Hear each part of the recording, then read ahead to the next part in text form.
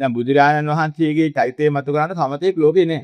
ධර්මානුකූල යමක් රාගාක්ෂේත්‍ර, දේශාක්ෂේත්‍ර, මොහාක්ෂේත්‍ර පෙන්නන්න. යම් කෙනෙක් රඟපාන්න පුළුවන් බුදුරජාණන් වහන්සේගේ චරිතය. දැන් අපිට මෙතෙන්දි එක පැත්තක් පේනවා. මිනිහාට රාගාක්ෂේත්‍ර, දේශාක්ෂේත්‍ර, මොහාක්ෂේත්‍ර හේතු වෙන දෙයක් හම්බ වෙනවා. ඒක ඇත්තේ ඒක හරිය. හැබැයි රඟපාන තමා පෙනී හිටපු චරිතයට අනුකූල පුද්ගලෙද තමයි. තමයි ඉතින් ඉඳලා ඒක නිගමනය කළේ. උතුමන්ගේ චරිතයක් විශ්වාසාගෙන රඟපාලා ඒ වෙනුවෙන් පෙනී සිටියේ. තමට නොගැලපෙනවා නම් ඒක ගලපන්න බැරුව යනවා. දැන් උපමා කතාවක් තියෙනවා. එක මිනිහෙකුට කොටලුවෙක් හිටියා. දැන් මේ කොටලුවාට මොකද කරන්නේ? කන්න බොන්න දෙන්න කරදරයි. ඒක නිසා මූට හොඳ වැඩක් කරන්න ඕනේ කියලා සිංහ හමක් කරගෙන කොටලුවාට පොරවන. පස්සේ මොකද කරන්නේ? මේක දකින්නට මිනිස්සු පැනලා දුවනවා. සිංහෙක් කියලා හිතාගෙන. අරුවාර කුඹුරු වලට පැනලා හොඳට ගොයන් එහෙම කාලා යනවා. ඉතින් මිනිස්සු කල්පනා කරලා බැලුවා මේක මොකද පුදුම જાතිය සිංහෙක්. අනිකේ මස් කන්නේ මූ ගොයන් කන්නේ. අමු જાතිය සිංහෙක් නේ කියලා වල්ලා හිටා මොකද කරන්නේ? ඒක පාරට කොහොම කියලා ඔල්ලුවර සම්දුනා මේක නම් සිංහෙක් වෙන්න බෑ. ඒක කිට්ටු වෙන්නත් බයයි මේ පිටින් තියෙන ස්වභාවය යන. ඔල්ලුවර සම් දෙනකොට මොකද කරන්නේ? සිංහයා නම් ඒ තත්ත්වේ නෙවෙයි. මේක කොටලුවා හින්දා මහා හයියෙන් කෑ ගහලා බය පැනලා දි. දෙවනකොට පන්ලා අල්ලගත්තා. මේක සිංහෙක් නෙවෙයි බලමුකෝ. බලනවා සිංහා පොරලා දින කොටලුවකින් හොඳටම තැලුවලු අල්ලලා. මෙන්න මේ වගේ අපි සිංහාම පොරවා ගන්නවා වගේ තමයි උතුමන්ගේ චරිතයක් රඟපාන්න අපි එතන ගියොත්. ඒ මොකද අපි සිංහාම පොරවන්න. අපිට පුළුවන් චරිතයෙන් අපි ටික පෙන්වන්න ඉවරයි. දැන් අනුන්ගේ චරිත රඟපාන්න යනවා කියන එක හරි භයානකයි. මොකද හේතුව? අපි මේ හසල විද්‍යාව දන්නේ නැත්නම් ඒ චරිතයට අනුකූල බුද්ධිලයාගේ උතුම් ගුණාංගයට අනුකූල ඔහුගේ ක්‍රියාකලාපයන්ගේ කිස් ගහකවත් වෙනස් වෙන්න බෑ. මොකද ගුණේ තුලින් ක්‍රියාත්මක වෙන සෑම ඉරියව්වක්ම ඊට අනුකූලයි. රඟපාන්න යනපනේ මිනිස්යාගේ රඟපාන්න යනවා නම් කියන්නේ. එයාට ඒ ගුණේ නැති කෙනාට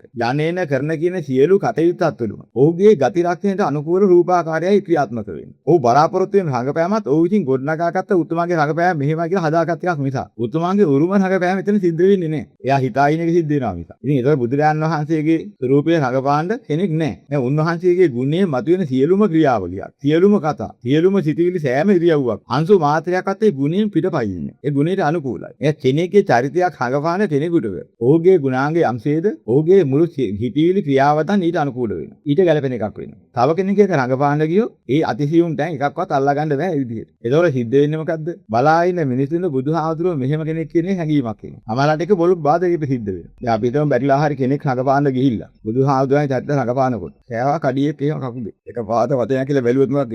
ඉහාදුනේ බුදුරජාණන් වහන්සේත් මොකක් හරිනවල පදේ කියලා බලනවා. ලේසිවා කකුල. ඒක පුරුදුලා තියෙන ඉබේම කියනවා වතනයක් කියලා එකපාර ගැසිලා යනවා. ওই චරිත ලක්ෂණේ කවදාත් ඒ උත්තරමයන්ගේ නෑ. මෙන්න මේ වගේ චරිත රඟපාන්න ගියාම හරි අමාරුක වැඩේ. ඔයිට ඔක්කොටම වඩා හොඳයි තමාගේ ස්වභාවික ගුණේ තමාගේ ස්වභාවයෙන් Taman දන්න දේෙන් ලෝකයට යහපතක් කෙරේ. ඔය රඟපෑමේදී හරි භයානක දෙයක් වෙන්නේ. ඉතින් පුළුවන් තරම් දුරට අපි බලන්න ඕනේ තමාගේ දත්තේ තමා ඒ ආකාරයේ මත කරලා තමා දන්න දේ තුලින් ලෝකයට යහපතක් කරන්න. ඒක තමයි හොඳම කරන්නේ. එක පැත්තක් හොඳ වාගේ පේනකොට තව පැත්තකින් නරකක් වෙනවා. දැන් අනුන්ගේ චරිත එක එක්කෙනාගේ චරිත ඒ එක්කෙනාගේ හැඟීමට අනුකූලයි. ඒ නිසා තව කෙනෙක් ඒක රඟපාන්න ගියාම 100ට එකක් විතර අල්ලන්න යනවා. 99ක් විතර යා දුන්න දඩුවත්කම ඉරියා තමන්ගේ චරිතය වැටෙනවා. ඒක නියම යථාර්ථයේ ඉන්නේ නේ. ඒවා දොස් හිටිනවා.